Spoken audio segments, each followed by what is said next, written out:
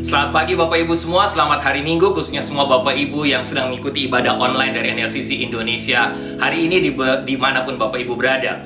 Minggu lalu kita sudah menyelesaikan seri khotbah tentang penabur, dan hari ini kita akan mulai satu seri khotbah yang baru. Hari ini tanpa terasa kita sudah sampai pada tanggal 1 Agustus 2021. Kita akan memulai seri khotbah yang baru, yaitu kita akan belajar, sama-sama belajar dari pasangan-pasangan terkenal dalam Alkitab. Dan hari ini Bu Sarah akan menyampaikan firman Tuhan. Kita akan sama-sama belajar dari pasangan yang pertama, yaitu Abraham dan Sarah. Baik Bapak Ibu, sebelum kita mulai ibadah kita hari ini, mari kita tundukkan kepala, kita berdoa. Tuhan, kami bersyukur, berterima kasih karena hari ini kami ada waktu, kesempatan lagi untuk berkumpul, untuk duduk diam di rumah kami masing-masing untuk mengikuti ibadah hari ini. Doa hamba kiranya seluruh rangkaian ibadah hari ini, mulai awal, pertengahan, hingga akhirnya, melalui pujian dan penyembahan, khususnya melalui kebenaran firman Tuhan hari ini, kami semua yang mengikuti ibadah hari ini tanpa terkecuali kami merasakan kehadiran Tuhan. Kami juga diberkati oleh Engkau sendiri. Terima kasih Tuhan. Dalam nama Tuhan Yesus kami berdoa. Amin. Baik Bapak Ibu, mari kita siapkan hati, kita mau memuji dan menyembah Tuhan bersama.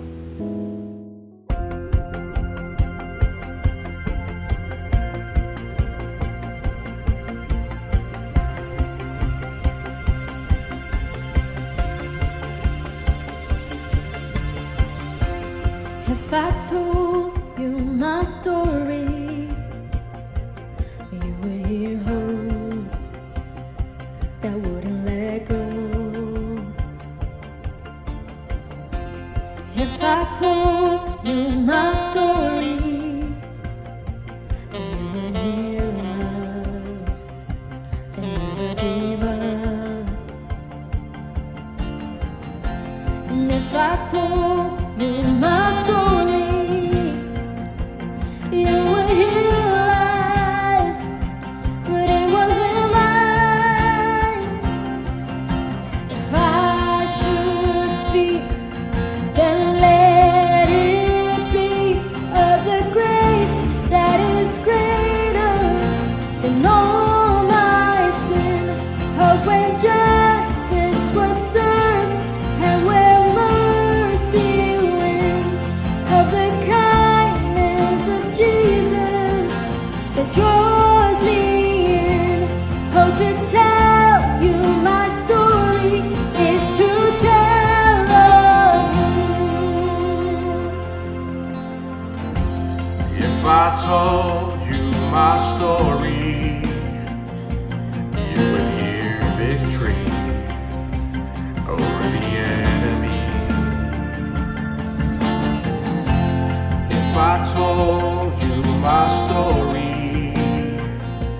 you would hear freedom that was won for me. And if I told you my story, you would hear life overcome the grave. If I should speak, then let it be of the grace that is greater than all my sin, of when justice was served and where mercy wins, of the kindness of Jesus that draws me in. Oh, to tell you my story is to tell of Him. This is my story, this is my song, praising my Savior all the day long. This is my story, this is my song, praising my Savior all the day long. Of the grace that is greater than all my sin, of when justice was served and when mercy wins, of the kindness of Jesus that draws me in.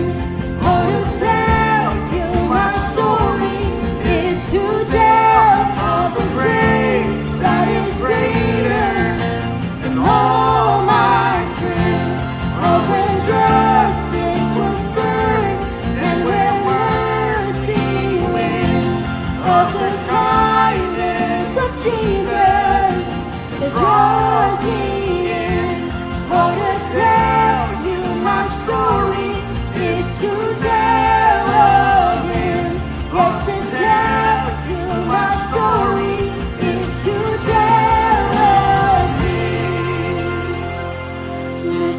my story.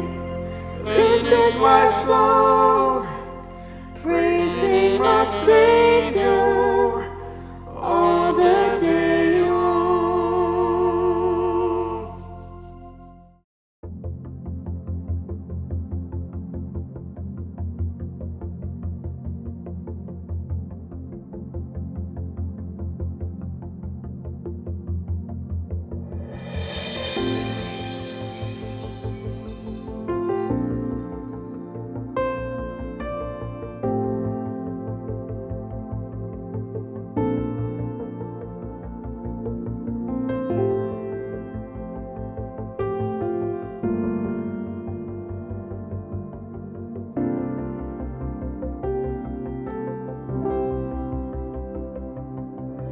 The splendor of a king, clothed in majesty. Let all the earth rejoice, all the earth rejoice.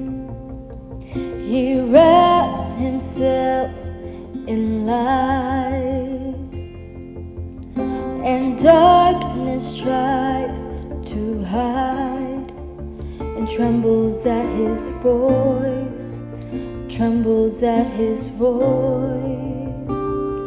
How great is our God?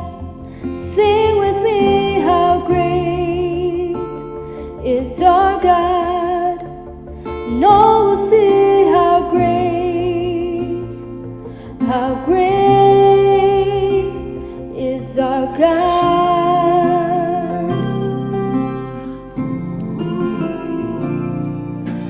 Age to age he sent, and time is in his hands. Beginning and the end, beginning and the end. The Godhead three in one, Father, Spirit, Son, the Lion and the Lamb, the Lion and the Lamb. How great is our God? Sing with me, how great is our God? And all will see how great is our God. He's a name above all names. You are worthy of all praise. Yes, my heart will sing, how great is our God.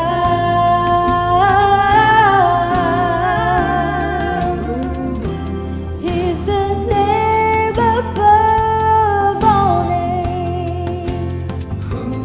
You are worthy of all praise.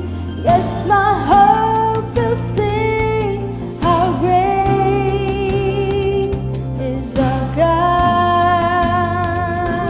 Sing, how great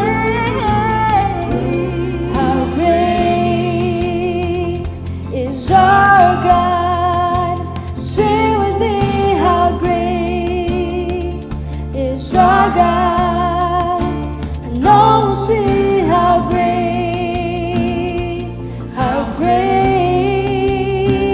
sing, how great is our God. Sing with me, how great is our God. And all will see how great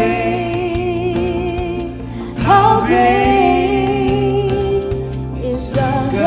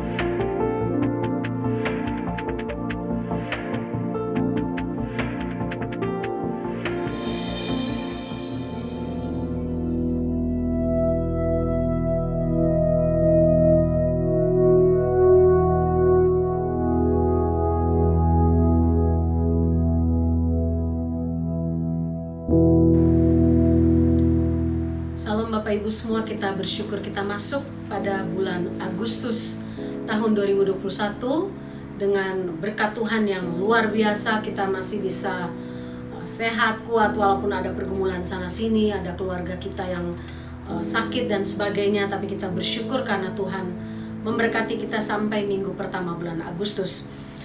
Selama bulan Agustus ini kita akan belajar seri khotbah baru, yaitu seri khotbah belajar dari pasangan-pasangan yang terkenal dalam Alkitab. Dan hari ini saya membukanya dengan belajar tentang pasangan bernama Abraham dan Sarah. Mari kita berdoa sebelum kita mendengarkan firman Tuhan. Bapa dalam surga, kami sungguh bersyukur karena Engkau masih memberikan kami kesempatan untuk hidup dalam dunia ini.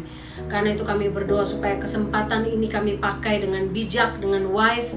Kami berdoa supaya kesempatan ini kami pakai untuk terus bertumbuh di dalam Tuhan. Kami terus menghasilkan buah-buah roh. Dan secara khusus kami akan belajar tentang kebenaran firman-Mu, tentang Abraham dan Sarah. Kami berdoa supaya kehidupan Abraham dan Sarah menjadi berkat untuk kami sebagai keluarga, sebagai pribadi, sebagai anak Tuhan. Dalam nama Tuhan Yesus. Amin. Saya akan membacakan Kejadian pasal 12 ayat 1 dan 2 sebagai landasan firman Tuhan hari ini. Demikian bunyi firman Tuhan, Kejadian pasal 12 ayat 1 dan 2. Berfirmanlah Tuhan kepada Abram, pergilah dari negerimu dan dari sanak saudaramu dan dari rumah bapamu ini ke negeri yang akan kutunjukkan kepadamu. Aku akan membuat engkau menjadi bangsa yang besar dan memberkati engkau serta membuat namamu masyhur dan engkau akan menjadi berkat.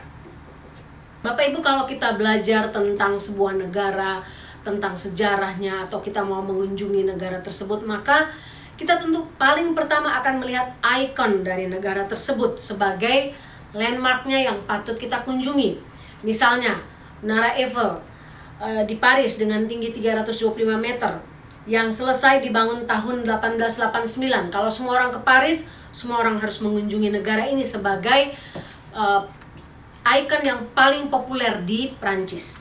Menara lain yang tidak kalah populer, Menara Pizza, Menara Miring Pizza di Italia, yang berdampingan dengan Katedral Pizza, yang menjadikan menara ini benar-benar populer. Bukanlah soal berapa tingginya, tapi karena strukturnya yang tidak berdiri tegak alias miring. Miringnya menara ini bukanlah bagian dari rancangan sebenarnya Bapak Ibu. Dia dibangun selama 200 tahun, baru selesai bangun tahun 1399. Awalnya tingginya adalah 60 meter, tapi sebagian bangunan kemudian mengalami kemiringan 54 meter dari tanah. Sangat menarik.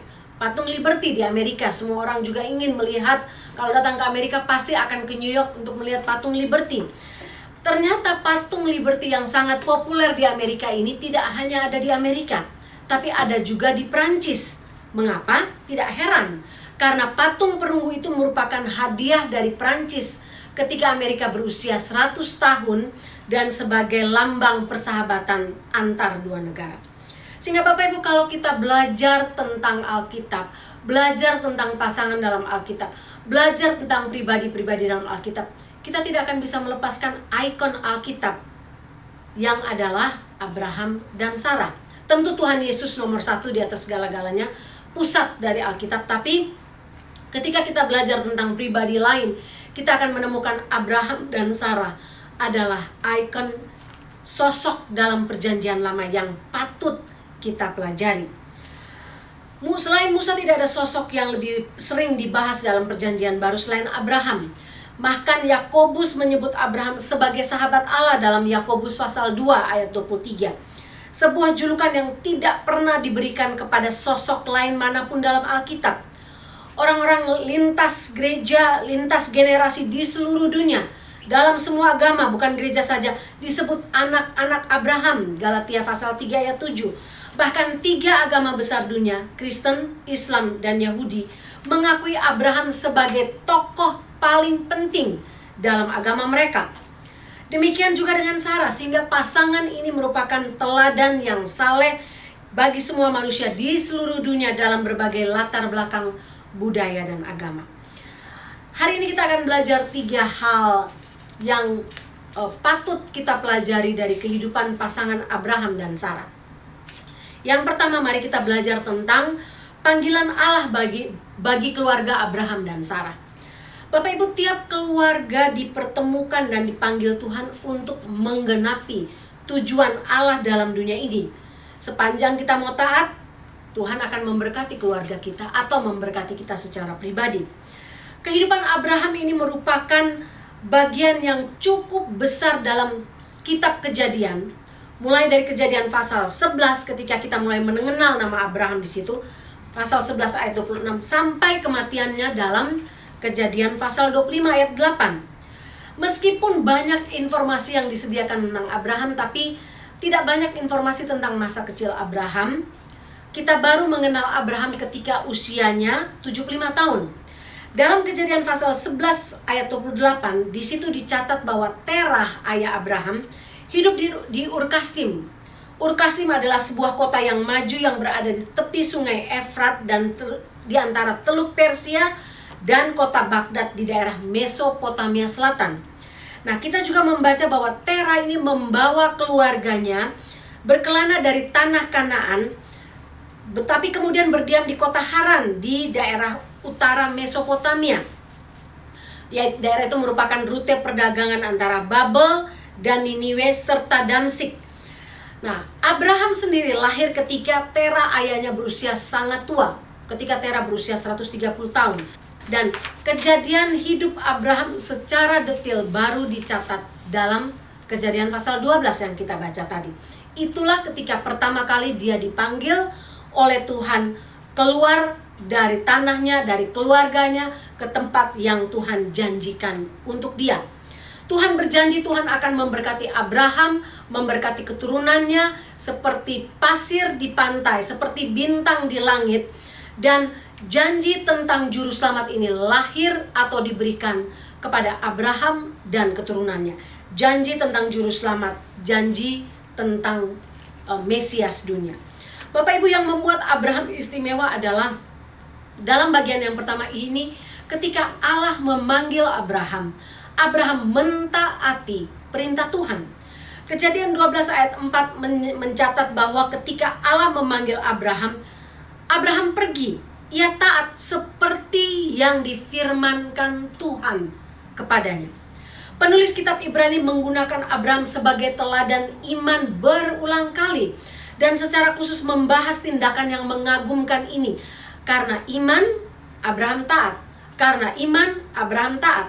Ketika ia dipanggil untuk pergi ke negeri yang tidak dikenalnya, negeri yang tidak diketahuinya, negeri yang akan diberikan menjadi milik pusakanya, Abraham berangkat tanpa mengetahui tempat tujuan.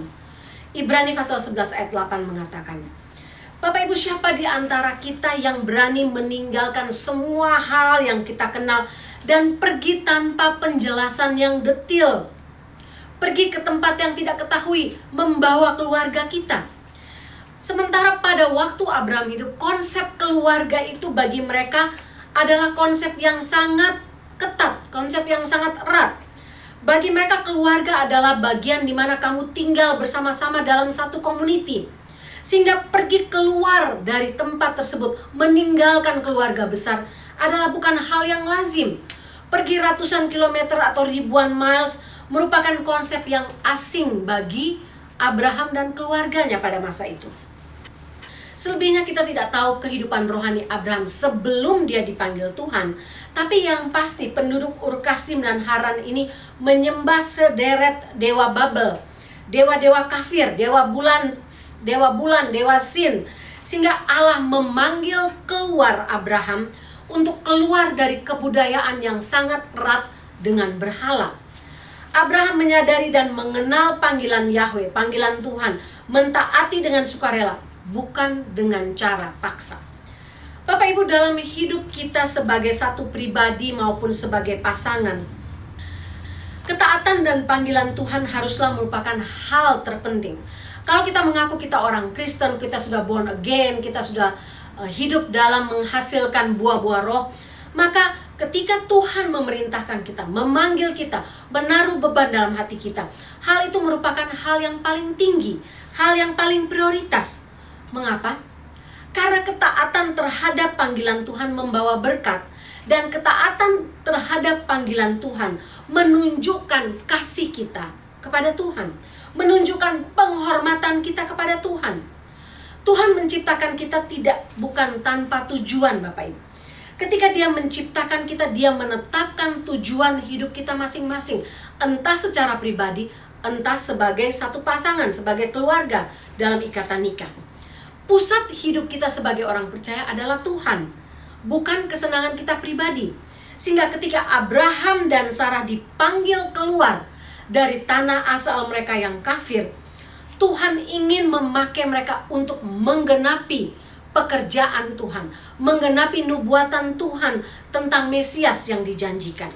Mereka harus dibawa keluar, dimurnikan lebih dahulu sebelum mereka memulai rencana Allah, sebelum mereka dipakai oleh Tuhan. Mereka dibawa keluar dari tanah kafir agar mereka dikuduskan. Bapak Ibu, terkadang dalam hidup kita juga seperti itu. Tuhan membawa kita keluar dari keluarga kita, keluar dari tanah sebelumnya, keluar dari tempat sebelumnya, dari tengah-tengah keluarga yang mungkin tidak kenal Tuhan, tidak takut Tuhan, untuk belajar mengenal Tuhan, dikuduskan, untuk dipersiapkan untuk menjadi alat Tuhan di kemudian hari. Jika kita taat, percayalah selalu akan ada berkat. Abraham taat kepada suara Tuhan, dan yang menarik, Abraham tidak saja taat, tapi Sarah sebagai istrinya memilih untuk taat, untuk tunduk kepada perintah Abraham sebagai kepala keluarga, sebagai orang yang berkuasa di tengah-tengah rumah tangganya. Sarah menyebut Abraham dengan kata Tuan untuk menunjukkan penghormatan dan respek hierarkinya. Allah sebagai kepala, Abraham sebagai kepala keluarga mereka, dan Sarah tunduk terhadap Abraham. Inilah teladan keluarga yang mengasihi Tuhan dan taat kepada Tuhan, yang menempatkan Tuhan sebagai kepala dan sebagai pusat keluarga mereka. Bapak Ibu, pindahan tentulah tidak menyenangkan. Tidak ada orang yang suka pindah, apalagi harus pindah dengan unta, harus pindah dengan keledai, dan tidak tahu kemana arah kita pergi.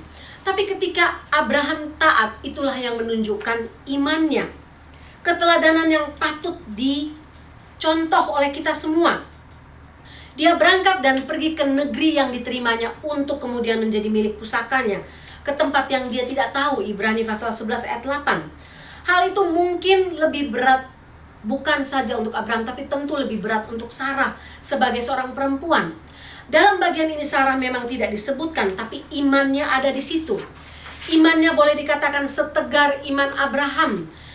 Sarah percaya bahwa Tuhan akan menopangnya melalui perjalanan ini dan menunjukkan kepada suaminya tempat yang dipilihkan bagi mereka. Sarah bukan wanita yang lemah, Bapak Ibu. Sarah tidak suka bergantung atau berpikiran kosong. Orang tuanya memberi nama dia Sarai, dan pada waktu itu nama itu sesuatu yang berarti, sesuatu yang memang punya arti sesuai dengan kepribadian orang itu, yang berarti Tuan Putri. Itu menggambarkan kecantikan Sarah yang ditulis 2 kali dalam Kejadian 12 ayat 11 dan ayat 14. Juga menggambarkan posisi Sarah, pendidikannya yang tinggi, pembawaannya yang tenang, perilakunya yang anggun. Saat Tuhan mengganti nama Sarai menjadi Sarah, artinya tidak berubah, tapi lebih menambah arti keibuan bagi Sarah. Nama barunya Sarah berarti ibu bangsa-bangsa. Kejadian pasal 17 ayat 15 sampai 16. Bapak Ibu, Sarah seorang wanita yang pintar dan punya kemampuan. Sehingga pada saat dia menikah dengan Abraham, dia membuat keputusan, membangun tujuan hidupnya, tujuan keluarganya, membantu dan menjadi penolong bagi suaminya. Tujuan hidup Sarah adalah ketaatan yang benar terhadap suaminya, karena dia tahu suaminya memilih untuk taat kepada Tuhan yang benar. Sebagai istri, dia tidak mensabotase kedudukan atau rencana Tuhan bagi suaminya. Dia tidak ingin untuk mensabotasi kedudukan atau kekuasaan suaminya. Sebagai istri, Sarah percaya kepada suaminya karena suaminya percaya kepada Tuhan dan memilih untuk menyerahkan semua keputusan kepada Abraham. Abraham dan Sarah tidak hanya percaya kepada Tuhan, bahwa Tuhan bekerja melalui suaminya untuk mencapai apa yang terbaik baginya, tapi dia memilih juga untuk tidak mendominasi suaminya. Bapak Ibu, sudahkah sebagai keluarga, sebagai istri kita melakukan urutan ini?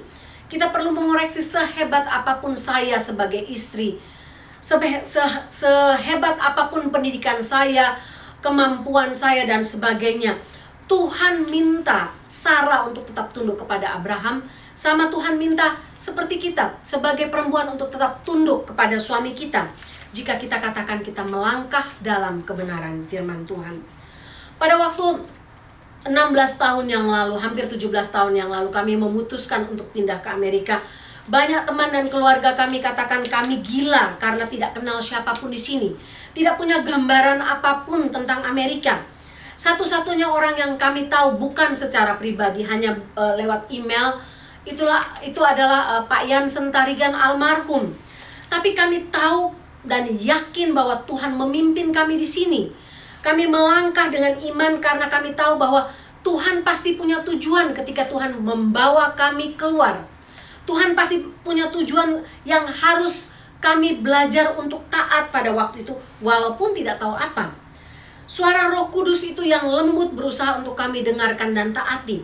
Dan sekarang sesudah 16 tahun lebih kami mengerti mengapa Tuhan membawa kami ke sini. Dengan semua beban misi yang Tuhan taruh dalam hati kami sejak kuliah.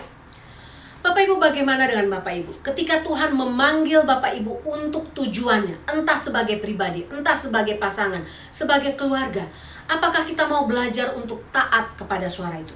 Apakah kita mau belajar untuk taat pada suara Tuhan untuk memanggil kita untuk tujuannya? Apa saja? Bapak Ibu bisa tanyakan kepada Tuhan, kalau sampai saat ini Bapak Ibu sudah menikah sekian tahun, sekian lama, atau sudah hidup sekian lama, Bapak Ibu bisa tanyakan, Tuhan, sampai detik ini saya tidak tahu apa tujuan hidup saya. Saya tidak tahu mengapa Tuhan menempatkan saya di sini. Mungkin kita perlu bertanya kepada Tuhan supaya Tuhan membukakannya kepada kita. Supaya kita tahu apa tujuan hidup kita dalam dunia ini. Karena sekali lagi, tidak ada seorang pun yang diciptakan Tuhan, yang mengenal Tuhan, yang diciptakan Tuhan begitu saja tanpa pernah punya tujuan hidup. Ketika dia memanggil kita, dia punya tujuan untuk hidup kita masing-masing. Saya ingat kisah tentang John, seorang addiction. Dia seorang yang sepanjang hidupnya, boleh dikatakan sejak masa muda dia hidup dalam addiction terhadap obat-obatan. Satu kali dia masuk rumah sakit koma selama 5 minggu. Dan oleh keluarganya sudah dianggap, boleh dibilang, dia tidak akan bangkit lagi. Tapi kemudian selama masa 5 minggu itu, dia sempat mati selama 18 menit. Ketika dia mati 18 menit itu, dia bertemu dengan Tuhan, dia dibawa ke surga, dia dibawa ke neraka dan sebagainya. Kemudian apa yang terjadi Bapak Ibu? Di akhir percakapan dia dengan Tuhan, Tuhan katakan, kamu harus pulang kembali ke dunia. Aku memberikan kamu hati baru, aku menjamah kamu dan memberikan kamu hidup baru. Tapi kamu harus kembali ke dunia. Dia katakan, Tuhan, aku suka di sini, aku tidak ingin kembali ke dunia. Tuhan bilang, tidak. Aku mengutus kamu kembali ke dunia, kamu pulang kembali ke dunia. Dan kamu, aku mau pakai untuk menjadi saksiku. Untuk menyelamatkan orang-orang seperti kamu. Orang-orang yang hidup dalam addiction terhadap berbagai hal, terhadap narkoba, terhadap obat-obatan, terhadap kehidupan bebas dan sebagainya. Kamu pulang kembali. Bapak Ibu, mungkin pengalaman kita tidak se-ekstrim John. Kita harus mati lebih dulu, koma lebih dulu, dan bertemu dengan Tuhan, pergi dibawa ke surga dan neraka. Tapi tanyakan kepada Tuhan, apa yang Tuhan mau dengan hidup kita. Karena tidak ada seorang Kristen pun, orang percaya manapun, yang diciptakan Tuhan tanpa tujuan dalam dunia ini. Selama kita mau taat pada panggilan Tuhan, Tuhan akan menunjukkan jalannya. Yang kedua, hal kedua, kita belajar dari kegagalan Abraham dan Sarah dalam menanti janji Tuhan. Bapak Ibu tahu atau familiar dengan nama-nama pendeta mega church di Amerika yang beberapa waktu ini memang selalu menjadi headlines berita, entah di Google, entah di YouTube dan sebagainya. Bapak Ibu mungkin tahu nama Perry Noble, John Ortberg, Darren Patrick. Bapak Ibu mungkin tahu nama Tullian Tchividjian, Kurt Lenz yang adalah pendeta Hillsong di New York, Jared Wilson. Mereka adalah sederetan nama-nama besar dari gereja mega church yang anggotanya puluhan ribu orang, puluhan ribu jemaat yang jatuh dalam dosa moral dan yang bunuh diri. Bapak Ibu, mereka bisa gagal walaupun mereka punya nama besar dan dianggap dunia sebagai orang yang sukses. Bahkan secara rohani dikategorikan sebagai orang yang sukses. Tapi mereka hanyalah manusia biasa. Mereka dapat gagal, mereka dapat jatuh. Sama seperti Abraham dan Sarah. Kita bersyukur bahwa Alkitab tidak pernah menyembunyikan kegagalan seorang pemimpin. Alkitab menuliskan dengan clear supaya kita dapat belajar dari kegagalan dan kejatuhan mereka. Abraham dan Sarah bukanlah pasangan superpower yang tidak pernah gagal. Sebagai pasangan suami istri yang tidak pernah gagal. Tapi dalam kegagalan mereka, Allah membuktikan kasih setia dan kasih karunia-Nya. Rencana Allah tidak pernah gagal bagi Abraham dan Sarah untuk menurunkan keturunan yang akan berakhir dengan keturunan Mesias, dengan Mesias sebagai juru selamat. Walaupun sebagai alat, kadang kita gagal. Abraham dan Sarah gagal, tapi rencana dan tujuan Allah tidak pernah gagal. Kita bersyukur bahwa dari dua kegagalan Abraham kita dapat belajar banyak hal. Yang pertama, Abraham dan Sarah gagal ketika Abraham berbohong tentang hubungannya dengan Sarah demi melindungi dirinya ketika dia berada di daerah yang berbahaya. Kita baca itu dalam Kejadian pasal 12 ayat 10 sampai 20, dan yang kedua terjadi lagi dalam Kejadian pasal 20 ayat 1 sampai 18. Dua kali peristiwa ini Abraham takut Sarah diambil oleh Raja Firaun. Dan dia takut kalau sampai Sarah diambil dan dia dibunuh. Sehingga dia meminta Sarah untuk mengaku bahwa Sarah itu adalah saudara perempuan dia. Memang betul Bapak Ibu, Sarah adalah half sister dari Abraham. Mereka punya satu bapak dan lain mama.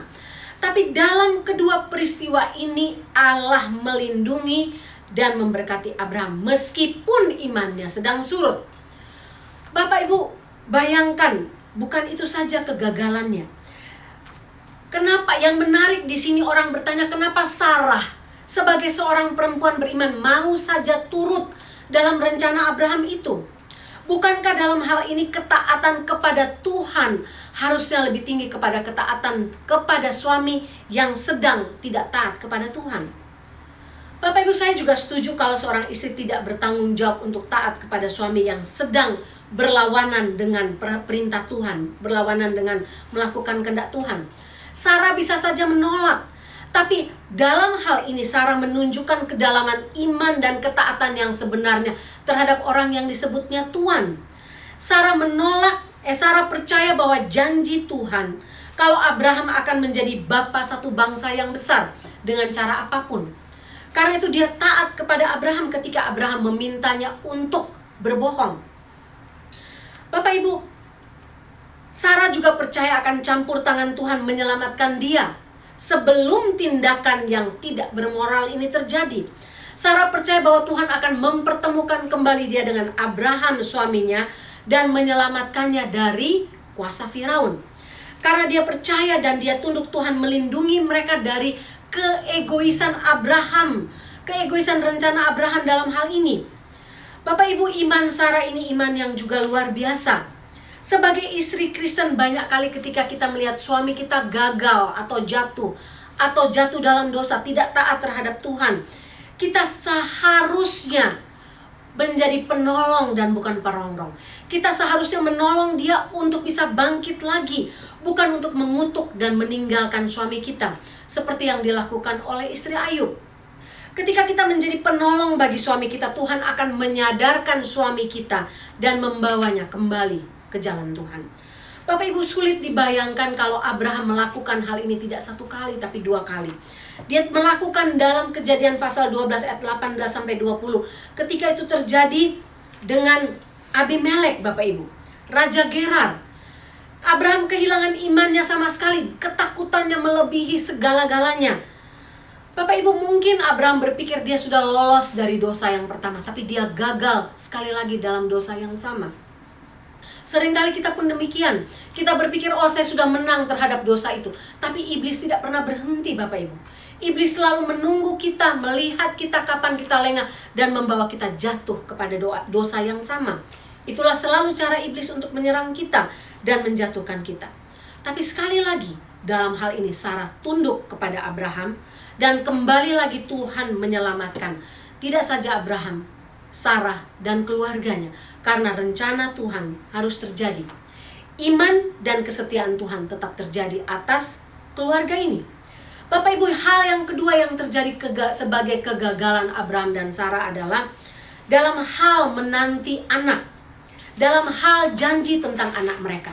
Kira-kira mengapa begitu rapuh iman mereka berdua ketika mereka tahu bahwa Tuhan berjanji bahwa dari keturunan mereka berdua lah akan datang juru selamat, akan datang bukan juru selamat, tapi akan datang anak mereka Ishak yang kemudian akan menjadi penurun keturunan untuk juru selamat.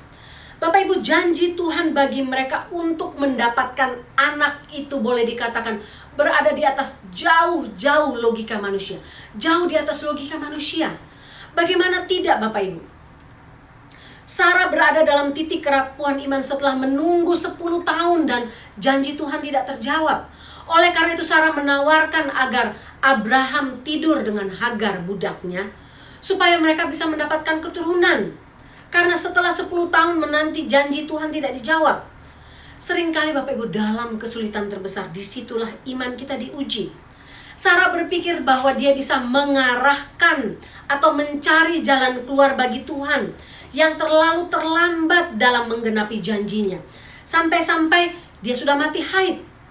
Sarah memaksa Allah bekerja memakai cara berpikir dia, cara berpikir manusia.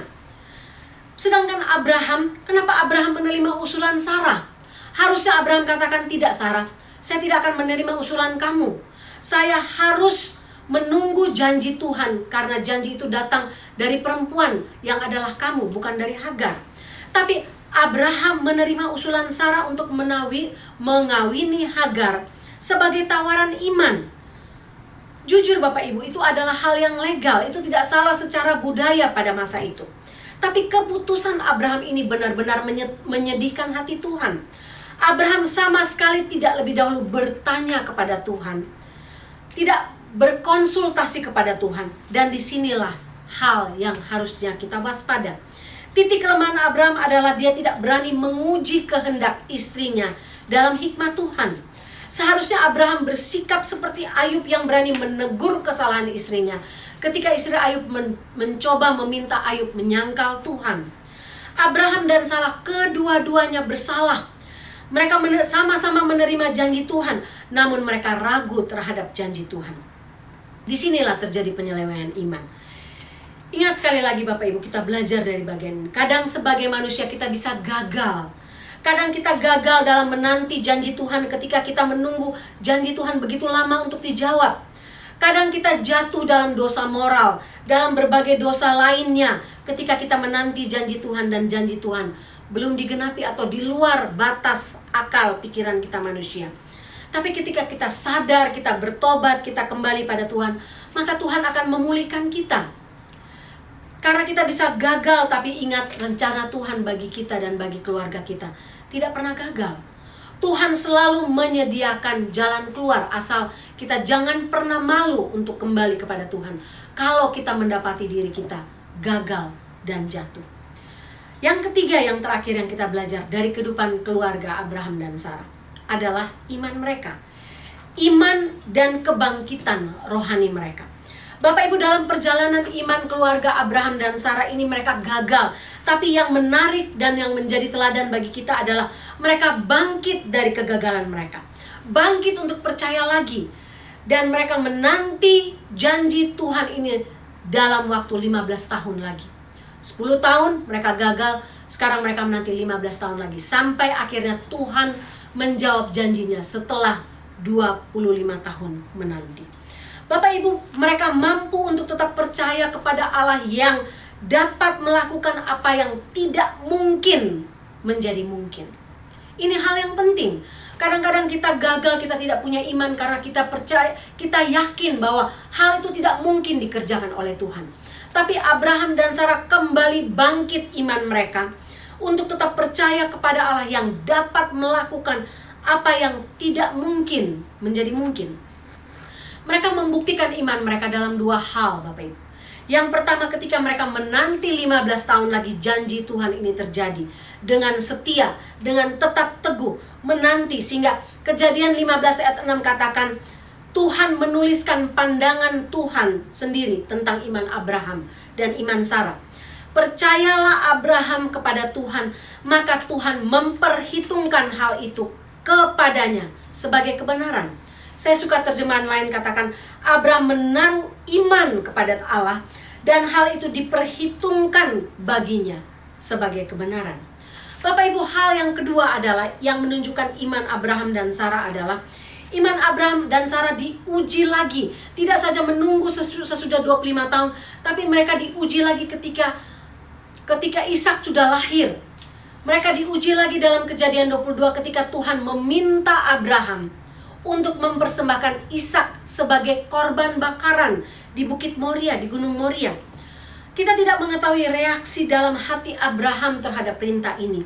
Tapi yang kita ketahui adalah Abraham taat. Abraham taat dengan teguh seperti ketika dia dipanggil Tuhan keluar dari tanah Ur Kasdim. Dia taat tanpa bertanya kepada Tuhan, tanpa komplain kepada Tuhan. Dalam bagian ini ketika dia diminta untuk mempersembahkan anaknya yang tunggal, Abraham taat pada perintah Tuhan. Kejadian 22 ayat 3 katakan Abraham taat dan melakukan seperti yang diperintahkan Tuhan.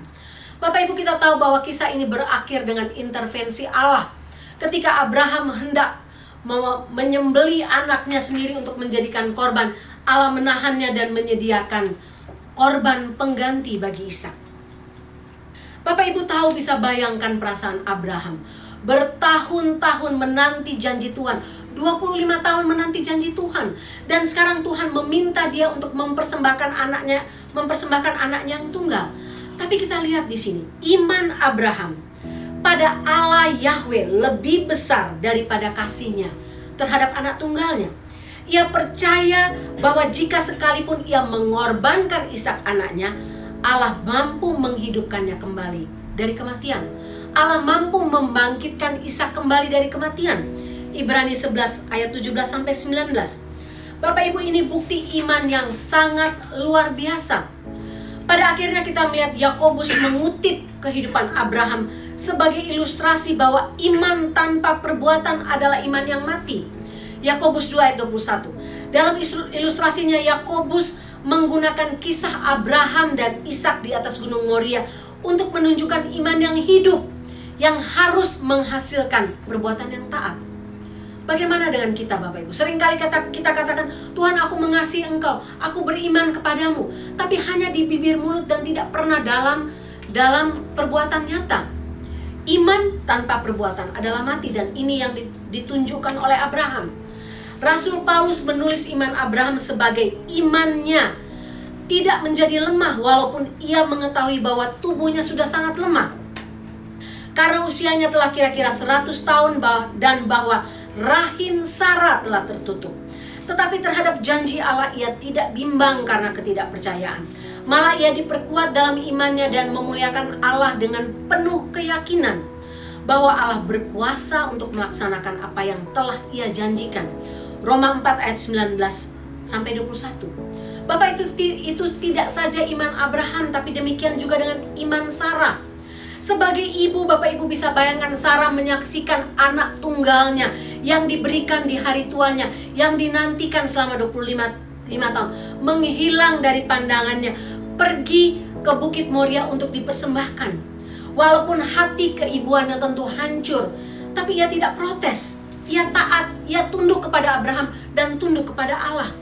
Itu juga mungkin menunjukkan iman Sarah kepada Tuhan dan ketaatan kepada suaminya yang besar, sehingga dia selalu menyebut suaminya dengan kata Tuhan. Bapak Ibu, seorang istri Kristen tidak perlu takut untuk taat saat harapannya ada dalam Tuhan, karena Allah itu setia terhadap janjinya. Tuhan menjadi senter, menjadi pusat keluarga Abraham dan Sarah. Bapak Ibu, Sarah merupakan salah satu wanita yang dibicarakan oleh Raja Lemuel yang berlaku baik pada suaminya dan tidak jahat selama masa hidupnya. Amsal 31 ayat 12. Seorang wanita hanya bisa menjadi istri yang seperti itu saat dia percaya bahwa tidak ada sesuatu yang sulit bagi Allah. Dia percaya bahwa Tuhan mampu menggunakan bahkan kesalahan dan kegagalan suaminya untuk membawa kemuliaan bagi nama Tuhan sendiri, membawa berkat bagi hidupnya, tapi juga membawa berkat bagi keturunannya dan bagi dunia ini. Bapak Ibu, kita melihat bahwa Abraham bahkan Sarah merupakan teladan iman yang luar biasa. Bukan karena kehidupan mereka yang sempurna, Bapak Ibu. Bukan karena kehidupan mereka yang luar biasa sempurna dan tidak pernah gagal. Tidak, mereka pernah gagal, tapi kehidupan mereka mengungkapkan begitu banyak kenyataan tentang kehidupan Kristen. Artinya apa? Kita pernah gagal, kita bisa gagal, tapi kalau kita bangkit dalam iman kita kepada Tuhan, maka Tuhan akan menggenapi tujuannya. Tujuan Allah untuk kita, untuk keluarga kita, untuk pribadi kita dalam dunia ini. Peran kritis Abraham dan Sarah ini sangat luar biasa untuk menggenapi janji Allah, dan itu mencapai puncaknya pada kelahiran Yesus, Sang Juru Selamat. Abraham dan Sarah adalah teladan iman, teladan untuk menaruh harapan dalam janji-janji Allah, dan itulah yang harusnya kita lakukan. Iman kita harus seperti iman Abraham dan Sarah, walaupun kadang kita gagal, walaupun kadang kita jatuh, tapi harus bangun lagi. Patut diteladani oleh semua generasi, semua pasangan, dimanapun dan kapanpun. Bapak Ibu, saya menutup bagian ini dengan sebuah kisah tentang seorang anak muda bernama Christopher Yuan. Kisah ini kisah nyata. Anak muda ini pada awalnya ketika dia lahir dan besar adalah anak yang baik, anak yang paling taat, anak yang cerdas. Tapi kemudian pada satu hari dia meninggalkan semuanya. Dia terlibat dengan narkoba, dia terlibat dengan homoseksualitas, dia terlibat dengan pergaulan bebas dan pemberontakan. Ibunya yang bernama Angela kemudian bergumul dengan anaknya, tapi dia sedang bergumul juga dengan pernikahannya, sehingga Angela memutuskan untuk bunuh diri. Sebelum dia bunuh diri, satu waktu dia ke gereja dan pendetanya tanpa rencana memberikan brosur kepada Angela tentang kasih Tuhan. Sesudah dia membaca kisah itu, Angela bertobat, Angela menerima Tuhan Yesus, membatalkan diri untuk bunuh diri, dan dia dan suaminya kemudian mengalami pembaharuan hidup. Mereka berdua akhirnya mengambil keputusan untuk tiap hari, tiap saat berdoa untuk anak mereka, Christopher Yuan, sampai akhirnya Tuhan mengubah hidup Christopher dengan cara yang luar biasa. Bapak Ibu, apa yang terjadi setelah keluarga ini dipulihkan? Mereka berkeliling dunia, mereka menulis buku dan berkeliling dunia untuk menceritakan tentang bagaimana kasih Tuhan dalam hidup mereka. Iman mereka bagikan bukan karena mereka hebat, bukan, tapi karena mereka pernah gagal di masa lalu. Kegagalan mereka itu menjadi sesuatu yang dibawa menjadi aplikasi bagi orang-orang yang pernah gagal dan jatuh dalam hal yang sama. Mereka pergi ke seluruh dunia untuk menyampaikan Injil kasih Tuhan, bahwa Tuhan memberikan kesempatan kedua bagi mereka. Ketika mereka bangkit kembali, menaruh iman, menaruh harapan mereka kepada Tuhan yang tidak pernah mengecewakan. Mereka meneruskan tujuan hidup mereka dengan menjadi saksi berdasarkan pengalaman hidup mereka dan berdasarkan kasih Tuhan yang menjadi pusat hidup mereka. Bapak Ibu, saya mengutip kata-kata Christopher Yuan dalam bukunya. Dia katakan, kesetiaan Tuhan dibuktikan bukan dengan menghilangkan kesulitan, tapi dengan membawa kita melewati kesulitan tersebut. Bapak Ibu, saya nggak tahu bagaimana dengan Bapak Ibu sekarang, bagaimana posisi keluarga Bapak Ibu sekarang, atau secara pribadi bagaimana hidup Bapak Ibu sekarang. Tapi kalau sampai saat ini kita menemukan bahwa kita tidak pernah menemukan tujuan hidup kita, pelajaran dari keluarga Abraham dan Sarah ini menjadi teladan untuk kita. Pelajaran kegagalan mereka, bahkan pelajaran iman mereka ketika mereka bangkit dari kegagalan, menjadi pelajaran yang berharga bagi keluarga kita, apapun kondisi kita sekarang. Mari kita berdoa. Bapa dalam surga, kami mengucap syukur karena Engkau adalah Allah yang luar biasa. Ketika Engkau menaruh tujuanmu, hidupmu dalam hidup kami, Engkau tidak pernah gagal walaupun kami gagal. Rencanamu tidak pernah gagal walaupun seringkali kami gagal. Engkau selalu memberikan kami second chance untuk bangkit lagi, untuk beriman lagi kepadamu, untuk menaruh harapan kami lagi kepadamu, dan untuk mengalami perubahan-perubahan hidup yang dapat membawa dan menjadikan kami berkat bagi orang lain. Hamba berdoa supaya pelajaran tentang keluarga Abraham dan Sarah ini memotivasi kami lagi, apapun kondisi kami, apapun kegagalan, memotivasi kami lagi untuk bangkit, setia, menanti dengan penuh harap terhadap semua janji Tuhan, dan hidup dalam iman. Percaya bahwa Tuhan tidak pernah gagal dalam hidup kami. Dalam nama Tuhan Yesus. Amin.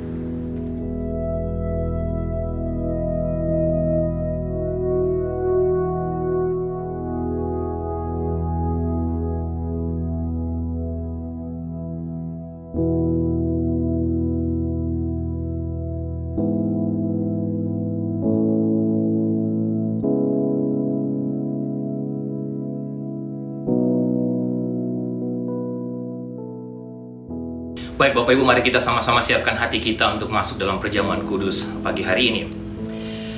Pada malam waktu Yesus diserahkan, Yesus mengambil roti dan sesudah itu Yesus mengucap syukur atasnya.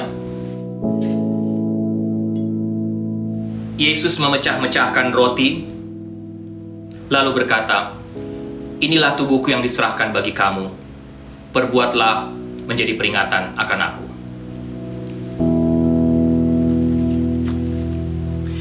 Demikian juga Yesus mengambil cawan lalu berkata, "Cawan ini adalah perjanjian baru yang dimeteraikan oleh darahku. Perbuatlah ini setiap kali kamu meminumnya menjadi peringatan akan aku."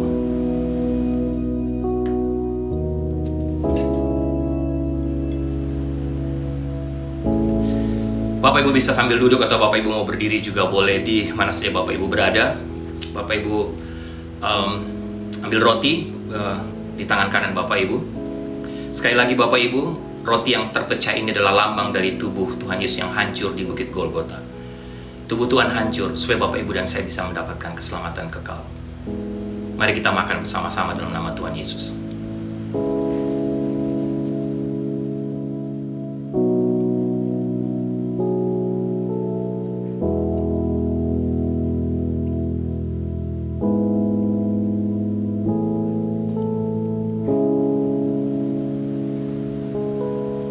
Bapak bisa memegang cawan atau ambil cawan atau apapun yang Bapak Ibu punya di rumah, bisa anggur, wine atau sirup apapun.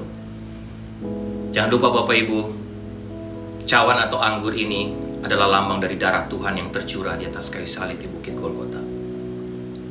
Karena darah Yesus yang tercurah, Dia mati untuk Bapak Ibu dan saya sehingga kita semua bisa mendapatkan hidup kekal, mendapatkan keselamatan kekal. Mari kita minumnya bersama-sama.